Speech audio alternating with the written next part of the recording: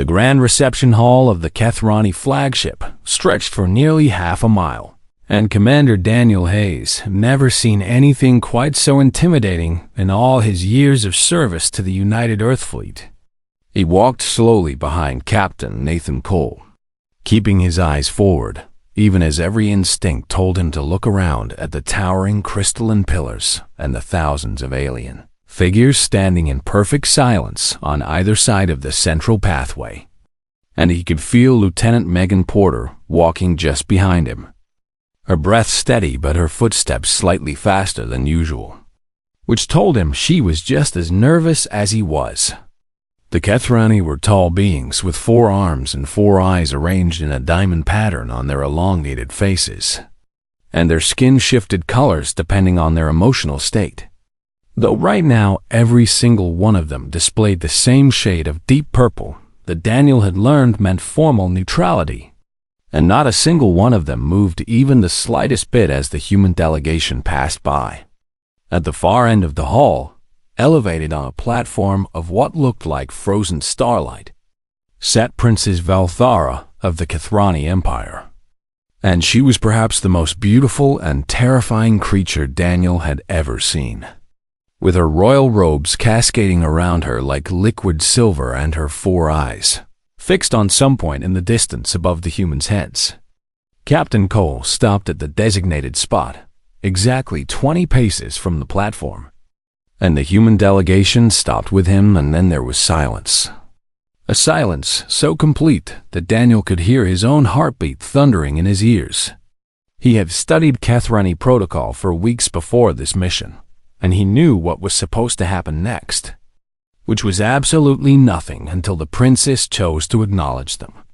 And this could take minutes or hours or even days, because in Kethrani culture, the one who moved first was the inferior. The servant, the lesser being, and royalty never moved first for anyone. 5 minutes passed, and Daniel watched the princess from the corner of his eye, noting how she sat perfectly still on her throne, her 4 hands arranged in precise ceremonial positions, her face utterly unreadable. And he wondered what she was thinking behind those alien eyes. 10 minutes passed, and he heard one of the junior diplomats behind him shift his weight from one foot to the other, earning a sharp glance from Captain Cole. And Daniel understood the captain's frustration, because they had traveled 3 months through deep space for this meeting, and humanity's place in the Galactic Assembly depended on forming an alliance with the Kethrani Empire. 15 minutes passed, and Daniel found himself studying the princess more closely, noticing details that others might have missed, like the way her upper hands remained perfectly positioned while her lower hands, mostly hidden by her robes, trembled ever so slightly. And he saw how her 4 eyes kept almost moving toward the humans before catching themselves and returning to their fixed position.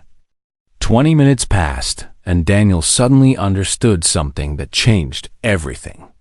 The princess was not making them wait because she wanted to establish dominance or because she was testing them. And she was trapped, caught in a web of tradition that would not allow her to speak or move, or even look directly at them until they proved themselves lesser by moving first. But if they moved first, then the negotiations would begin with humanity already in a position of weakness. It was a trap with no escape, a diplomatic checkmate that had probably destroyed hundreds of first contact situations throughout Kethrani history. And Daniel realized that the princess knew it was absurd, that the slight trembling of her hidden hands was frustration at a system she could not break.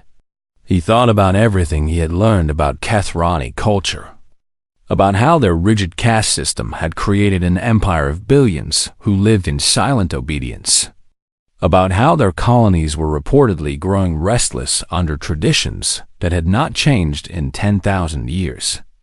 And he thought about what it must be like to be a princess who could never speak first, never move first, never reach out to another being without permission. And then Commander Daniel Hayes did something that would be talked about in galactic assembly halls for centuries to come. He stepped forward, breaking formation, ignoring Captain Cole's sharp intake of breath, and the sudden color shift among the Kathrani observers. And he walked right up to the base of the princess's platform, and he smiled, and he extended his hand. The entire hall seemed to freeze even more than it already had, and guards reached for weapons they had not touched in generations.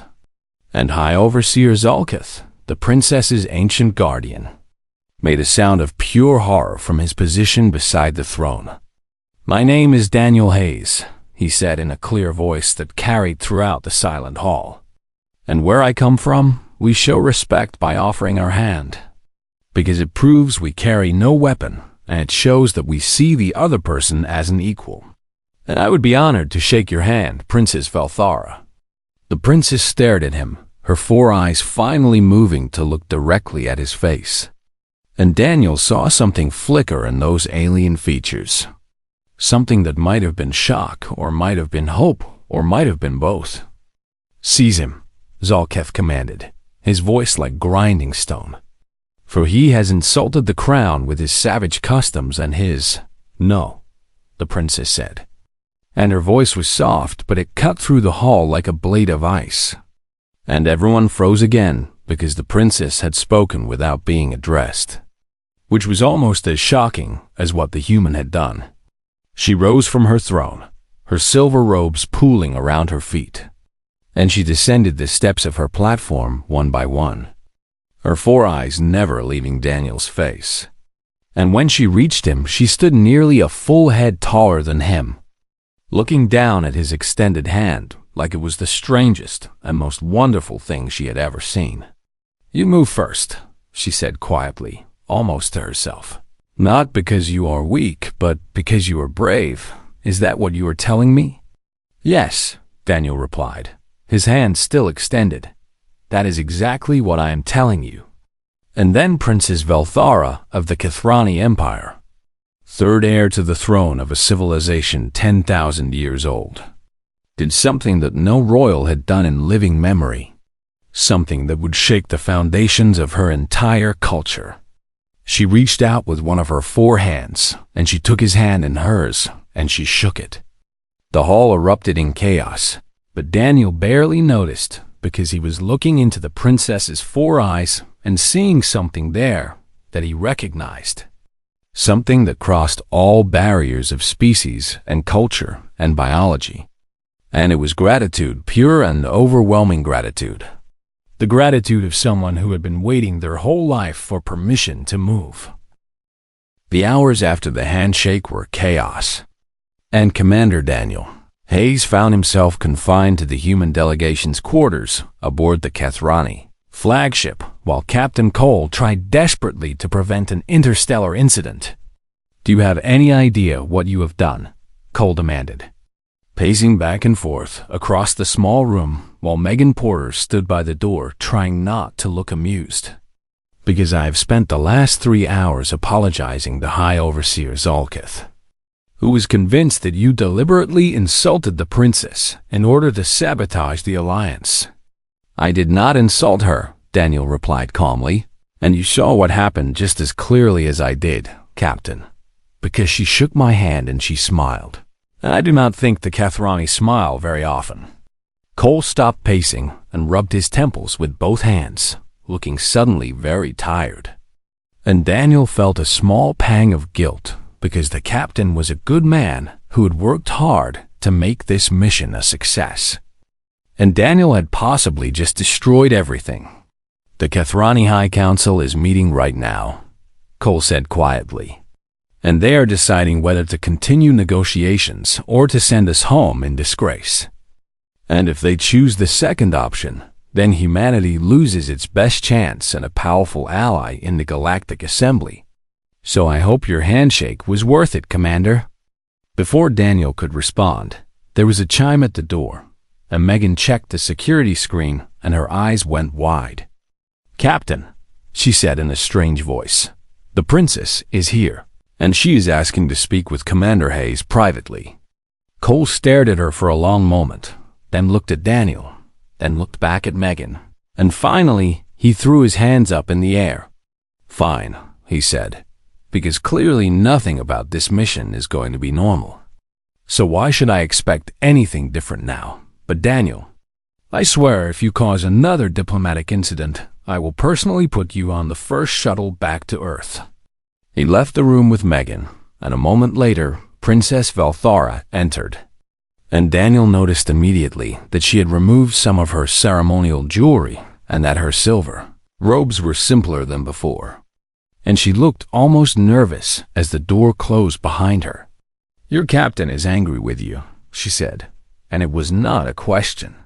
He will get over it, Daniel replied. But I am more interested in why you are here, Princess, because I imagine your own advisors are not happy about what happened in the reception hall. Valthara made a sound that might have been a laugh, though Daniel was not entirely sure because he had never heard a Kathrani laugh before.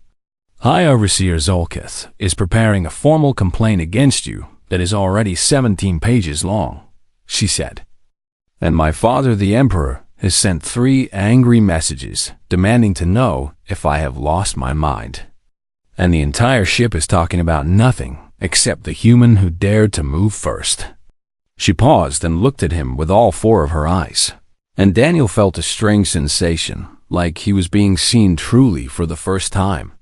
So I have come to ask you one question, she continued, and I need you to answer me honestly, because the answer matters more than you know.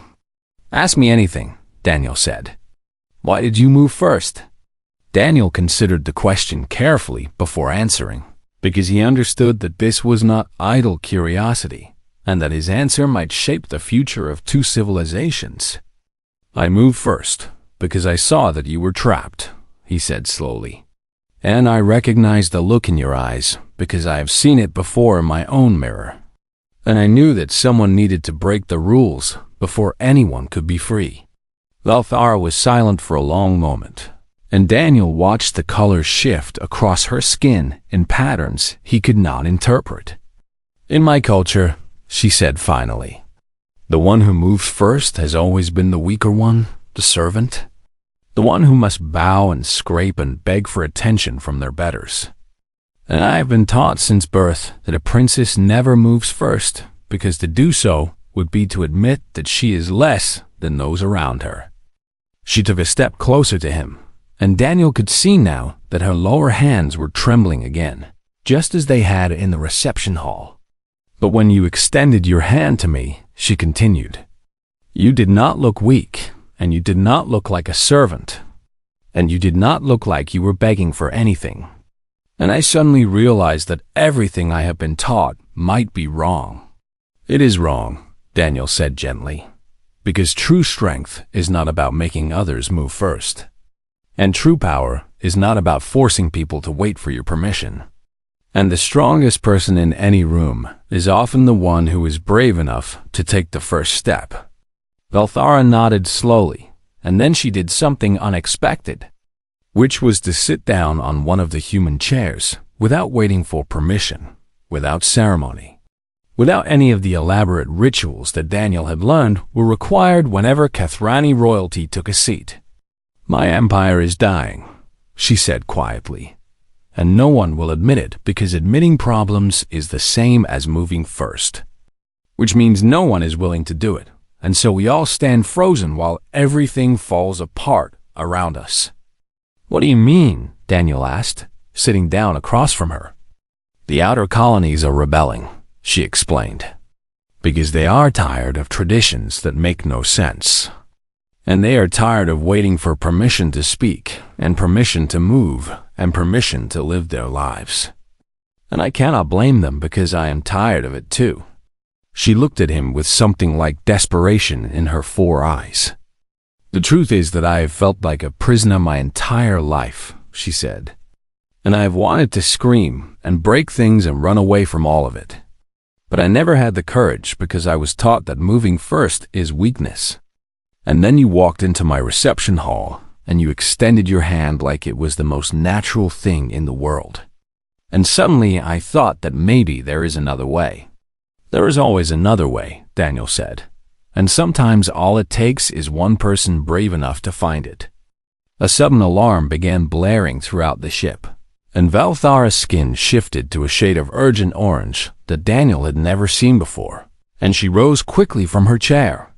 "Something has happened," she said. The door opened, and Megan rushed in with a tablet in her hands, her face pale with worry. "Commander," she said, "we just received an emergency transmission from Kethvol Prime, which is a colony world on the edge of Catharina space, and the rebels there have done something terrible." "What have they done?" Valthara demanded. Megan looked at the princess with sympathy in her eyes. "They have declared independence," she said, "and they have taken hostages, including 37 children from noble houses who were there for an education summit. And they are threatening to execute them unless the Kathrani Empire abolishes the caste system within 1 week." Valthara stood frozen, and for a moment Daniel thought she might collapse. But then she straightened her spine and lifted her chin and looked more like a true leader than anyone Daniel had ever seen. "Then we must go to them," she said, "because those children are my responsibility, and I will not let them die because of traditions that should have been abandoned centuries ago." She looked at Daniel with determination burning in all 4 of her eyes. "Will you help me, Commander Hayes?" Daniel stood and extended his hand again, just as he had done in the reception hall. "I will," he said, "because that is what humans do, Princess, and we never leave anyone behind." She took his hand and shook it firmly, and this time there was no hesitation at all. The surface of Kethvol Prime was harsh and windswept, with red dust swirling through the air and a sky the color of dried blood. And Commander Daniel Hayes walked across the barren ground with Princess Valthara on one side and Lieutenant Megan Porter on the other, all 3 of them unarmed as they approached the rebel stronghold. Valthara looked different now, and Daniel still felt amazed by the transformation, because she had removed her crown and her royal sash and her ceremonial jewelry, and she had exchanged her silver robes for the simple gray clothing of a common worker. And she walked with her head unbowed, despite Zolkith's desperate pleas for her to reconsider. "This is madness," the High Overseer had shouted before they left the ship, "and you are throwing away 10 generations of royal authority for nothing." "I am throwing away 10 generations of chains," Valthara had replied calmly. "And if that is the price of saving innocent children, then I pay it gladly." Now they walked toward the massive doors of the rebel compound, and Daniel could see armed guards watching them from every window and rooftop. And he knew that a single wrong move could end all 3 of their lives in an instant. The doors opened as they approached, and a group of rebels emerged to escort them inside. And Daniel noticed that they looked at Valthara with a mixture of confusion and suspicion, because they clearly had not expected the princess to arrive dressed as a commoner. The interior of the compound was rough and industrial, a converted mining facility filled with Kathrani who bore the marks of hard labor and harder lives, and they stared at the newcomers with hostility that was barely contained.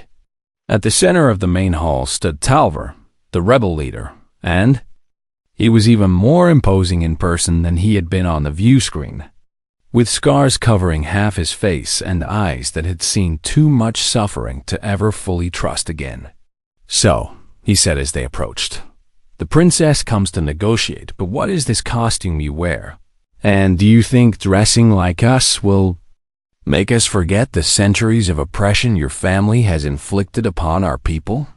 Daniel held his breath as Valthara stepped forward, and he prayed silently that she would remember what he had told her about moving first. And then she did something that made every rebel in the room gasp. She bowed, not the small nod of acknowledgement that royalty gave to lesser beings, but a full bow, deep and respectful, the kind of bow that a servant would give to a master. "I come not as a princess," she said in a clear voice, "but as one Kathrani to another. And I bow to you first because I have learned that moving first is not weakness, but courage." Talvarver stared at her with his scarred face unreadable, and the silence in the room was so complete that Daniel could hear the wind howling outside. "Pretty words," Talver said finally. "But words are cheap, and your family has made pretty speeches before while changing nothing." "You are right," Valthara said, still bowing. "And my family has failed you, and the noble houses have failed you, and the entire empire has failed you, and I am not here to make excuses or promises that will never be kept." She straightened slowly and looked Talver directly in the eyes. "I am here because 37 children are innocent of their parents' sins," she continued, "and I am here because those children deserve a chance to grow up in a better galaxy than the one we have created, and I am willing to give up everything I have to give them that chance." "Everything," Talver repeated skeptically. "And what exactly does a princess have to give up?" "My crown," Valthara said, "which I have already removed, and my title, which means nothing if it cannot protect the innocent, and my future, because after today, the noble houses will never accept me as one of their own again." She took another step toward Talver, and Daniel saw several rebels raise their weapons in warning, but she did not flinch. "I know why you are angry," she said quietly, "because I have been angry too, trapped in a cage of tradition while pretending to be free, and I know why you fight. Because some prisons are worse than death, and I know that words alone will never be enough to undo the damage that has been done." "Then why are you here?" Talver demanded. "Because someone has to move first," Valthara said, "and I learned that lesson from a human. And he taught me that the bravest thing anyone can do is to take the first step even when they are afraid." Talver was silent for a long moment, and Daniel watched the rebel leader's face closely, looking for any sign of how he might respond. "You speak well," Talver said finally, and there was something almost like respect in his voice. "And perhaps you believe what you say, but belief does not change reality." "Then let me prove my belief," Valthara said, "and give me a chance to speak with you properly. Not as a princess to a rebel, but as two people who both want a better future for our species." Talver nodded slowly. "Very well," he said, "and we will talk. And perhaps—" But he never finished his sentence because at that moment a shout came from somewhere in the crowd. And Daniel saw a flash of movement, and a rebel with rage in his eyes pushed forward with a plasma pistol in his hand. "No negotiations," the rebel screamed, "because the royals must all die for what they have done." Everything happened in an instant. The plasma pistol fired. Daniel saw the bolt of superheated energy streaking toward Valthara. And without thinking, without hesitating, without any concern for his own safety, he threw himself in front of her. The plasma bolt hit him square in the chest, and pain exploded through his entire body like nothing he had ever felt before. And he heard Megan screaming, and Valthara crying out and more weapons firing as chaos erupted all around him. He hit the ground hard, and the world became a blur of sounds and colors and agony, and he felt hands on him, 4 hands, gentle and desperate, and he looked up into 4 eyes that were filled with tears. "Why?" Valthara was saying, and her voice seemed very far away. "Why did you do that? Why did you move first? Why did you—" "Because," Daniel managed to say through the pain, "that is what friends do." And then darkness took him. When he opened his eyes again, he did not know where he was or how much time had passed. And he heard voices shouting and weapons charging, and Megan's voice cutting through the noise. "Stand down," she was yelling. "Everybody stand down right now." Daniel forced himself to focus, and he saw that Talver had the rebel who shot him pinned against a wall. And the scarred leader's face was twisted with fury. "You fool!" Talver was snarling at the would-be assassin. "You have ruined everything, and you have proven that we are no better than the nobles we fight against." "The human?" Valthara said. And Daniel realized she was still beside him, her 4 hands pressing something against his wound to slow the bleeding. "The human saved my life, and he threw himself in front of a plasma bolt without any hesitation, and I need to get him medical." attention immediately. Talvar turned to look at them, and there was something changed in his eyes, something that had not been there before. "We have medical facilities here," he said quietly, "and I will take you to them myself, because anyone brave enough to give their life for a stranger deserves every chance to survive." He looked at Velthara with new respect, "and anyone who inspires that kind of loyalty," he added, "deserves to be heard."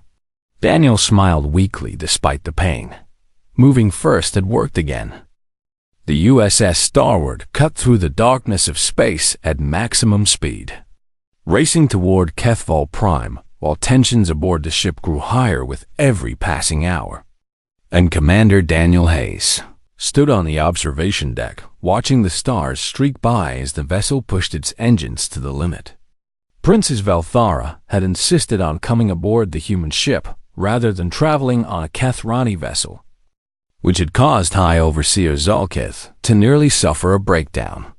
But she had overruled him for the first time in her life, and the ancient guardian had been forced to follow her onto the foreign vessel with poorly hidden disgust on his alien features. "You are thinking very hard about something," a voice said from behind Daniel. And he turned to find Megan Porter walking toward him with 2 cups of coffee in her hands. And she offered one to him with a tired smile. "I am thinking about how quickly things can change," Daniel replied, accepting the coffee gratefully. "Because 3 days ago, I was just a diplomat hoping to shake some hands and sign some treaties. And now I am somehow in the middle of an alien civil war with a runaway princess on my ship." Megan laughed softly and leaned against the observation window beside him. "The princess is not what I expected," she admitted, "because when we first saw her in that reception hall, she looked so cold and distant, like a statue made of ice, but now she seems almost human." "She has been trapped her whole life," Daniel said, "and imagine what that must be like. To never be able to speak first or move first or make any choice on your own. And imagine spending every single day performing rituals that you know are meaningless while your entire civilization slowly crumbles around you." "You really understand her, do you not?" Megan asked, and there was something knowing in her eyes. Daniel was quiet for a moment before answering. "My father was a general," he said finally. "And my grandfather was a general, and my great-grandfather was a general. And I was told from the day I was born that I would be a general too. And every choice was made for me. Every path was already laid out. And I was never asked what I wanted." "What did you want?" Megan asked softly. "I wanted to explore," Daniel said with a small smile. "And I wanted to meet new people and see new worlds and learn new things. And I wanted to make first contact with alien civilizations and show them that humans are worth knowing. So I became a diplomat instead of a general. And my father did not speak to me for 5 years." "That is why you understand her," Megan said, nodding slowly. "That is why I had to move first," Daniel agreed, "because I know what it feels like to be waiting for permission that will never come." The door to the observation deck opened and Princess Velthara entered, and Daniel noticed immediately that she had changed her clothes again, trading her silver robes for a simpler garment that allowed her 4 arms to move freely. And she walked with a confidence that he had not seen in her before. "I hope I am not interrupting," she said, and there was uncertainty in her voice that seemed strange coming from a princess. "You are always welcome here," Megan said warmly, "and I was just about to go check on our course, so please take my spot." She gave Daniel a meaningful look as she left, and he would have to remember to thank her later for the privacy. Velthara took Megan's place by the window and stared out at the passing stars with wonder in her 4 eyes. "I have never seen space from this perspective," she said quietly, "because Kethrani ships do not have windows like this. And our designers believe that looking at the void is dangerous to the mind." "Humans believe the opposite," Daniel said, "because we think that looking at the stars reminds us of how big the universe is and how much there is still to discover." Velthara was silent for a long moment, and Daniel watched the soft glow of distant suns reflecting in her alien eyes. "May I ask you something personal?" she said finally. "Of course." "Lieutenant Porter," she began, and there was curiosity in her voice. "The way she speaks to you and the way you speak to her. It is very informal, and she offered you a drink without ceremony. And you accepted without thanking her 17 times, as our protocol would require. So, what is your relationship with her?" Daniel smiled at the question. "We are friends," he said simply. "Friends," Valthara repeated, as if tasting the word. "And what does that mean exactly?" "It means we have chosen to care about each other," Daniel explained. "And it means we trust each other and help each other and spend time together because we want to, not because we have to." "You chose each other," Valthara said slowly, "not because of duty or obligation or social requirement, but simply because you wanted to." "That is what friendship is," Daniel confirmed. Valthara's skin shifted through several colors that Daniel could not interpret, and when she spoke again, her voice was very quiet. "I have never had a friend," she said, "and I have had servants who attend to my needs, and guards who protect my body, and advisors who tell me what to think. But I have never had someone who simply chose to be near me because they wanted to." "That is very lonely," Daniel said. "I did not know it was lonely until I saw how humans interact," Valthara admitted. "And now I think perhaps I have been lonely my entire life without knowing there was another way to exist." The door opened again, and Megan returned. And she was not alone because High Overseer Zalkith walked behind her with his face set in stern disapproval. "Princess," the old guardian said, "I must protest your presence on this human vessel once again. And I must insist that you return to proper Kethrani supervision before you damage your reputation beyond repair." "My reputation," Valthara said coldly, "is less important than the lives of 37 children, and you would do well to remember that, Zalkith." The guardian's skin flushed with anger, but before he could respond, Captain Cole's voice came over the ship's communication system. "All senior personnel report to the bridge," the captain announced, "because we are about to arrive at Kethval Prime, and we have received a transmission from the rebel forces." They made their way quickly to the bridge, and when they arrived, the main view screen showed the image of a Kethrani, male with a scarred face and eyes that burned with righteous fury. And Daniel recognized him from the briefing files as Talver, the leader of the rebellion. "People of the galaxy," Talver was saying in a broadcast that was clearly meant for everyone to hear, "we have waited too long for change that never comes. And we have begged for reform that is never granted. And we have died in silence while the noble houses feast on our suffering." He held up a small device in one of his hands. "We have 37 children of the noble houses in our care," he continued, "and they will remain unharmed as long as our demands are met. But if the Empire refuses to abolish the caste system within 12 hours, then we will have no choice but to show the galaxy that the children of nobles bleed just as red as the children of commoners." The transmission ended, and the bridge was silent, and everyone looked at Princess Valthara, and Daniel could see the weight of impossible choices pressing down on her shoulders. 12 hours, she said quietly, is not enough time to change 10,000 years of tradition. "Then we need to buy more time," Daniel said. "And I have an idea, but it will require you to do something that no Kathrani royal has ever done." "Tell me," Valthara said without hesitation. "You need to go to them not as a princess," Daniel said, "but as an equal, and you need to show them that you are willing to give up everything to save those children." Zalkith made a sound of pure horror.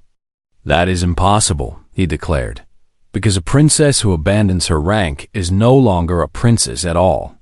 Valthara looked at Daniel with determination in all four of her eyes. "Tell me exactly what I need to do," she said. Commander Daniel Hayes woke slowly, rising from darkness like a swimmer coming up for air. And the first thing he saw was a ceiling he did not recognize. white and clean and dotted with strange medical equipment that hummed with quiet efficiency. He tried to move and immediately regretted it, because pain shot through his chest like fire and reminded him exactly why he was lying in a hospital bed. "You should not try to sit up yet," a familiar voice said. And Daniel turned his head to see Princess Velthara sitting beside his bed, and she looked exhausted, with dark circles under all four of her eyes and her simple gray clothes wrinkled from days of wear. "How long?" Daniel managed to ask, and his voice came out as a rough croak. "3 days," Velthara replied, "and the doctors said you nearly died 4 times. And they combined human medicine with Kathrani technology to save you. And they said you are either the luckiest being in the galaxy or the most stubborn." "Probably both," Daniel said with a weak smile.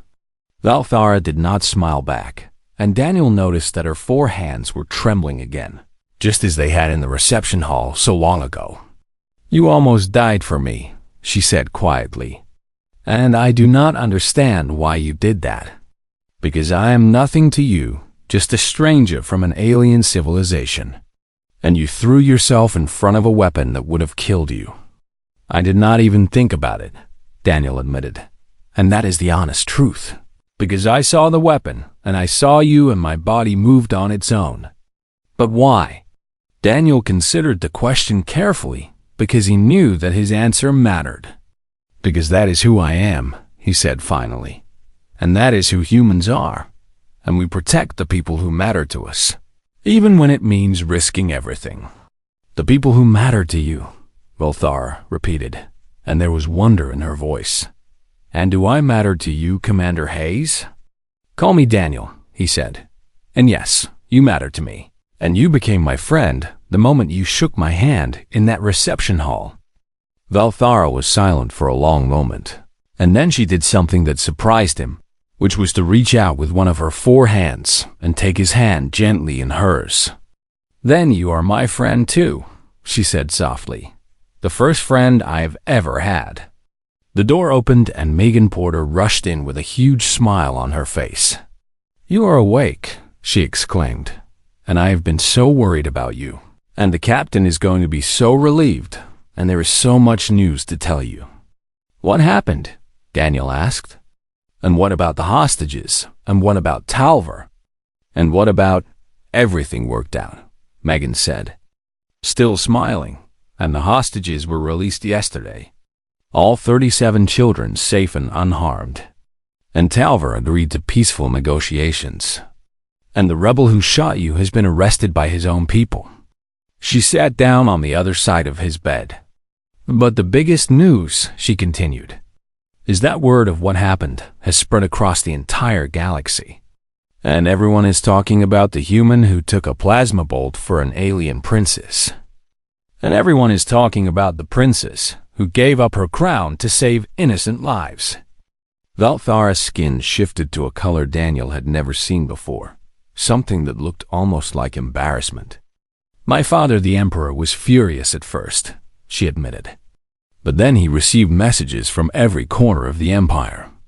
Millions of messages from ordinary Kathrani who saw what I did and who are now demanding change." "Change," Daniel repeated. "The people are inspired," Velthara explained, "because they saw a princess move first. And they saw that moving first did not make her weak but made her strong. And now they want to move first too." She stood up and walked to the window, looking out at the stars with wonder in her 4 eyes. "The Emperor has agreed to meet with Talver," she said, "and real negotiations will begin for the first time in Kathrani history, and they are calling it the beginning of the Great Reformation." "That is wonderful," Daniel said, and he meant it with all his heart. "It is wonderful," Velthara agreed. "But it would not have happened without you, Daniel. Because you taught me that moving first is not surrender. And you showed the entire galaxy what courage really looks like." 2 weeks later, Daniel stood in the Galactic Assembly Hall, surrounded by representatives from 100 different species. And he watched as Princess Velthara walked to the central podium to address the gathered delegates. She was wearing her royal robes again, but they seemed different somehow. Less like a costume and more like a choice. And she stood tall and proud as she began to speak. "I stand before you today to tell you a story," she said in a clear voice that carried throughout the massive hall. "And it is a story about fear and courage and the power of a single gesture." She looked directly at Daniel as she continued. "I was taught from birth that to move first is to admit weakness," she said.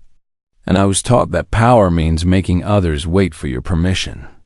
And I was taught that the strong stand still while the weak come to them." She paused and let the silence stretch. "But then I met a human," she continued. "And he walked into my reception hall, and he extended his hand to me.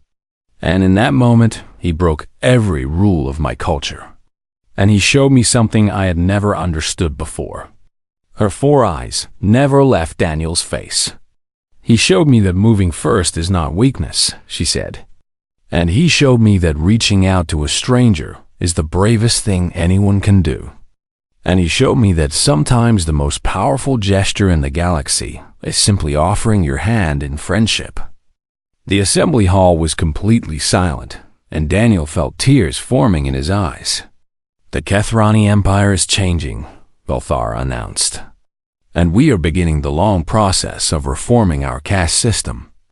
And we are doing this because we have learned from humanity that tradition without compassion is just another word for prison." She raised one of her 4 hands. "Let it be known throughout the galaxy," she declared, "that from this day forward, the Kethrani will not wait for others to move first. And we will reach out our hands in friendship. And we will have the courage to take the first step." The assembly erupted in applause, and Daniel clapped along with everyone else, and he felt prouder than he had ever felt in his entire life. After the speech, Velthara found him on the observation deck of the assembly station, where he stood alone watching the stars. "Thank you," she said simply. "For what?" he asked. "For everything," she replied. "For moving first, for teaching me courage, for saving my life, for being my friend." She extended her hand to him, just as he had done to her so long ago. "Where I come from," she said with a smile, "we show respect by offering our hand first, because it proves we see the other person as an equal." Daniel laughed and took her hand. "You learned that from a human," he said.